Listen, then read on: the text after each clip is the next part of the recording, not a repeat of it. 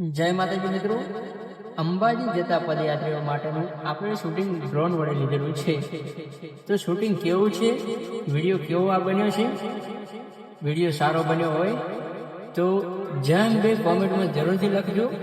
અને અમારી ચેનલને સબસ્ક્રાઈબ ના કરી હોય તો સબસ્ક્રાઈબ કરવાનું ભૂલતા નહીં અને જય અંબે લખવાનું ભૂલતા નહીં. જય માતાજી, જય અંબે. વિડીયોને પૂરો એન્ડ સુધી જોજો. જય માતાજી મિત્રો.